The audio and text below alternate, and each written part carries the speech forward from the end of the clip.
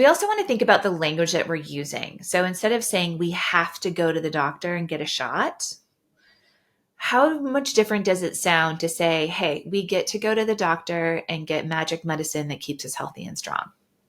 Sounds so much better. Right? You're like, okay, we got to get a poke to make that happen. So let's talk about all the ways that we can make that poke feel better or not even feel it at all. We've got all these different tricks. Let's figure out which tricks you want to use. I love that so much because it's true. I feel like the Yeah. messaging is more like you have to get it to go to school. You have to get this shot. And that the way you described it sounds so much better. Yeah, and it's accurate. That's the thing. We're not lying, right? Like, that's the thing. When people are like, oh, do you want me to lie and say it's not going to hurt? I'm like, no, we don't lie. But the truth is we all have had the experience of getting a shot that you don't even feel, right? And especially, and that's without any of the strategies on board. So it bothers us a lot, but it doesn't hurt necessarily. And so being able to just be really, really honest, like, providers and parents ask me all the time, like, well, what am I supposed to say if they ask if it's going to hurt? And my advice is always the same, that, you know what? It might bother you a little. It might bother you a lot. It might not bother you at all. But we have all these different ways that we're going to do to help you feel better. Let's talk about all the different ways that you can choose to help yourself feel better when we do it. And I usually tell kids too that it's worse in our heads. We can build it up as being a much worse experience, a much more powerful, uncomfortable experience in our own heads. And then in actuality, it's never as bad. And so I'm constantly reminding that to children, and I hope it helps because I really do believe it. Yeah, no, and it is true. But our expectations, you hit on something that's so important, that our expectations of that experience define it. As a matter of fact, there's really, really cool research that what we say after that a poke determines their memory of that experience and their expectations moving forward. And those expectations determine their future pain experiences for like decades. It's pretty crazy. It's super interesting.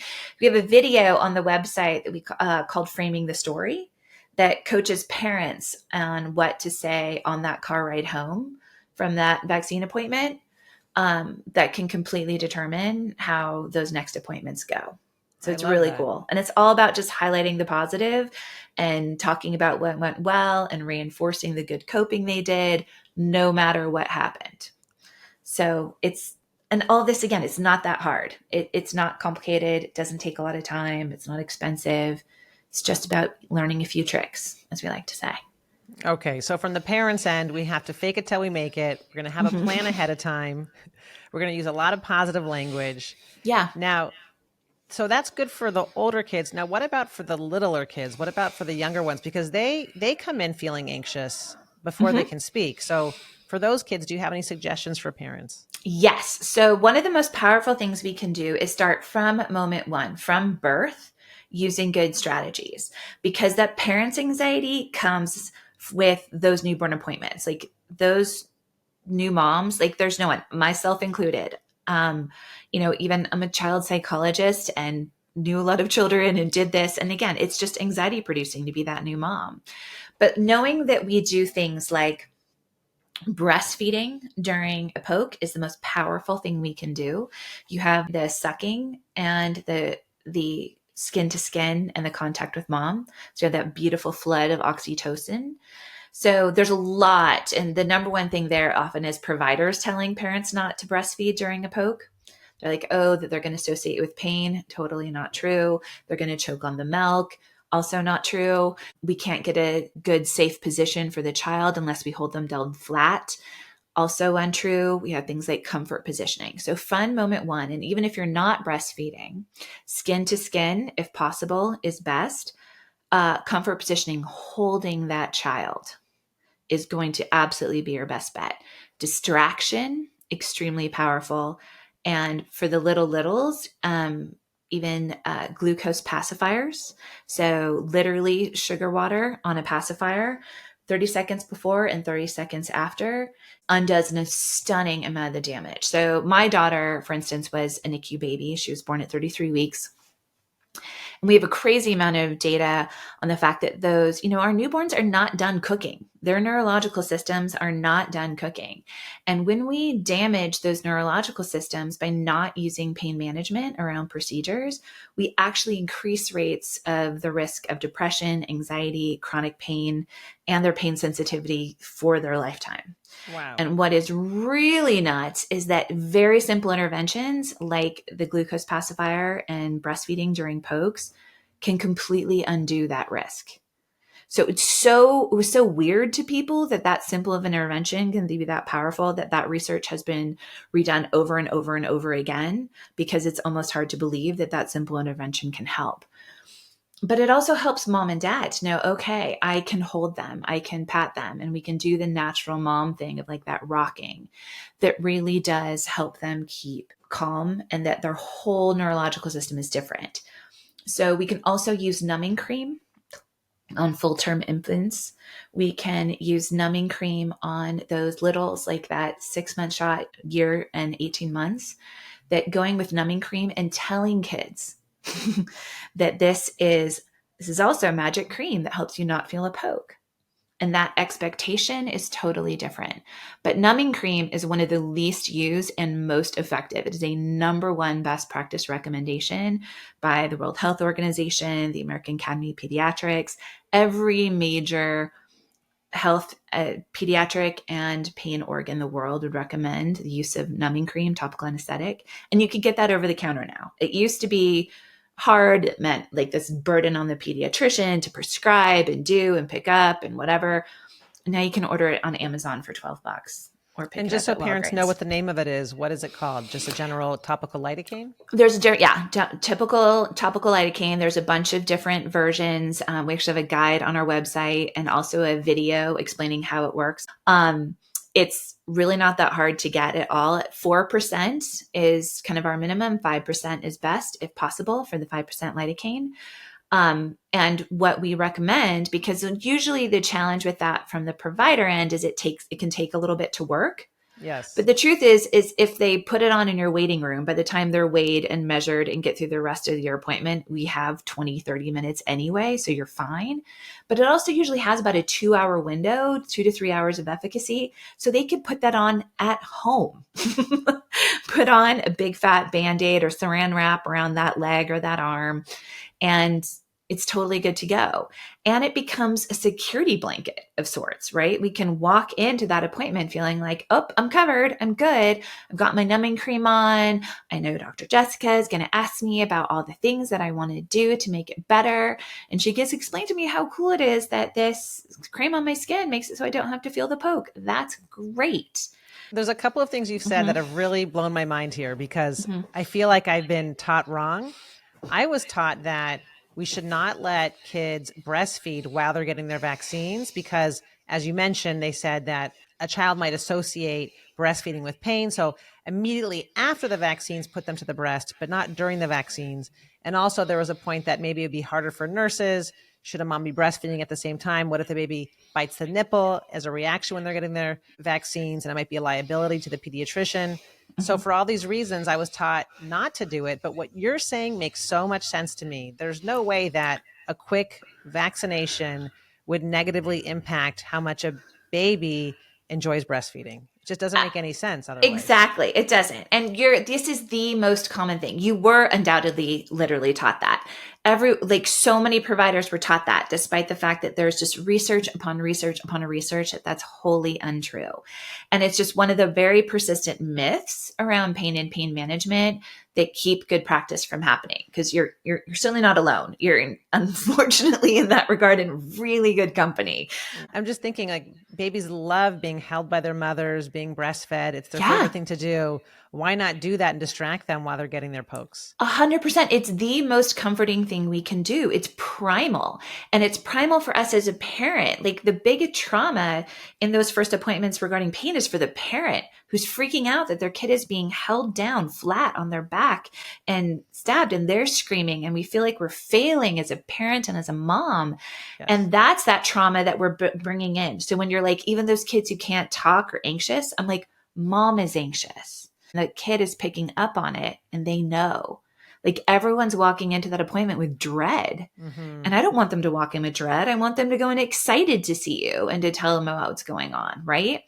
So with the comfort positioning of a kid, because that's the other concern that we get asked that all the time, there are really effective ways. So we actually have a couple of different guides on our site. One is longer for providers and one is shorter, so the quick and dirty version, as we call it, for comfort positioning, because we agree kids should never, ever be held down for medical procedures. They shouldn't. There's massive research that it causes medical trauma. That said, of course, we need kids safe and still, right? We need that baby to be still. We need that 3-year-old to be still so we can safely give them that needle. But there are ways. So there are really good guides we have on our site that show providers how to do it and show providers how to coach parents. And you use your elbow to keep those legs, and while you're cradling the head, or the different options that there are, so everyone can feel like they are keeping the kids still and safe. Because we want providers to feel like they're able to give this safely too. It's not about just letting it go, right? That's really helpful, because I agree. I don't like holding kids down. In fact, I won't do it. But some parents will ask us to. Their kids are upset and they just want to get it done, and they'll ask us to hold their kids. And then because the parents are asking, we do. That doesn't happen very often, but it feels really uncomfortable. Yeah. And that's the thing. I just want everyone to like listen to our gut, right? And we're like, God, this feels bad. And you're like, yes, this is not the thing we need to be doing, but we need to find the way to get this done. Because we agree. We want that poke done. We want everyone safe. Yay, vaccines. Go better living through chemistry and public health. Absolutely. Good. But it's win-win-win for everybody. Absolutely. No, and I'm so appreciative that you taught me about the lidocaine being now available over the counter, because when I first started practicing as a pediatrician, sometimes parents would call me and ask me to call them in a prescription for it. And you're right, that's a little bit of I don't want to say it's an annoyance, because we want to do everything we can to help families.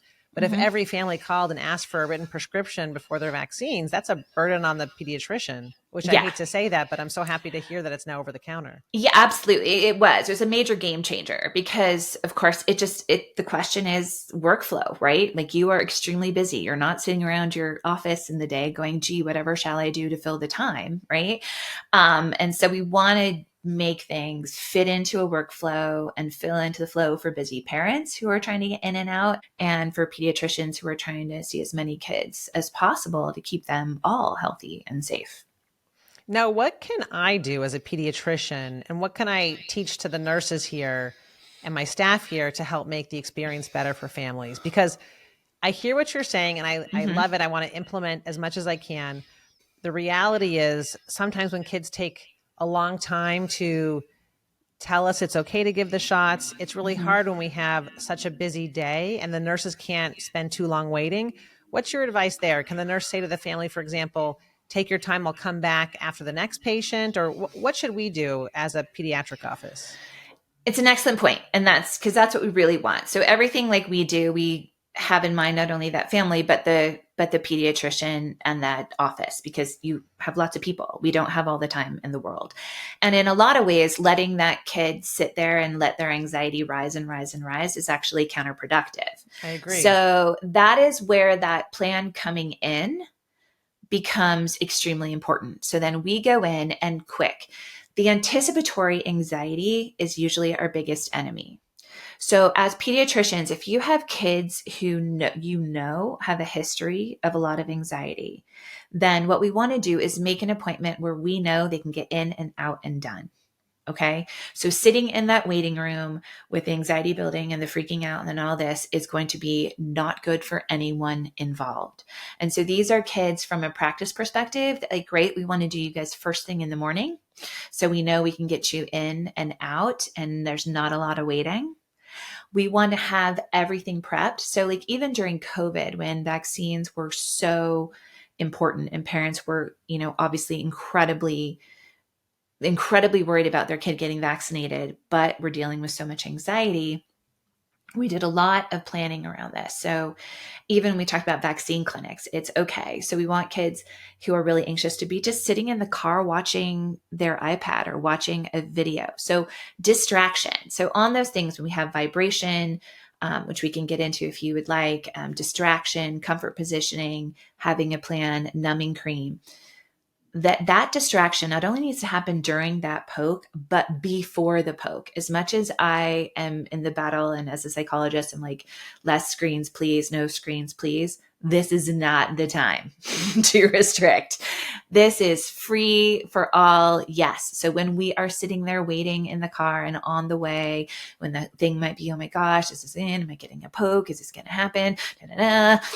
This is when we're sitting there watching Peppa Pig or Bluey or hilarious America's Funniest Home Videos or whatever your teenager wants to, because let's not forget they are also struggling. That anticipatory anxiety, and ask them. So as pediatricians, one of the most powerful things, and as providers, thing we can do is offer choice. Action is the enemy of anxiety, and the more power and control we can give appropriately, the better. So, hey, do you want to do your pokes at the beginning of the visit instead of the end so we can just get it over with and be done? Great. Do you want us to have it ready when you come in? So when we're walking in, we are sitting there being like, great, I understand you got a plan. Excellent. You want to sit on mom's lap? Wonderful. You got your numbing cream, mom. How wonderful. Great. We have a Buzzy Bee here so we can do vibration if you want to too. Oh, which video you're watching? Bluey. I love Bluey. That's amazing. Great. Boom, boom, boom. We're done. That was incredible. I'm so impressed. You did great job. Wonderful. Now let's go. Tell me more about fill in the blank, all your other well child visit things that you have to find out. Move on. Okay. And just move on. So, but giving that choice, which arm do we want the poke in? Which video do we want to watch during? Do we want to sit on mom's lap or dad's lap? Do we want to, which position do you want to have? What reward are you getting after? Oh my gosh, ice cream. Excellent. What's your favorite ice cream? My favorite ice cream is this. Oh, look, we're done already. That's amazing. I'm so excited. You know, as your pediatrician, I can't say ice cream every day, but ice cream seems great ice cream day to day, right? That pattern, all of a sudden we are done. Yeah. I love that because I feel like, so anxiety comes when we can't control the future, when we feel like we're out of control. So yes, feeling like we're in control, making those decisions, yes, left or right arm, when it's going to happen. I could see how that reduces anxiety. It does. And it becomes the false choice. I mean, it's a real choice, but it's not, do you want to get a shot or not? Because the answer that's going to be no. This is like, you know, the toddler putting on his shoes. Do you want to get your coat on before or after you put on your shoes? But we're putting on our coat and our shoes. But that becomes that any single thing. It gives power and control. They don't have the power and control of deciding over that poke, but the moment we give them power and control over anything else, the better it's going to go.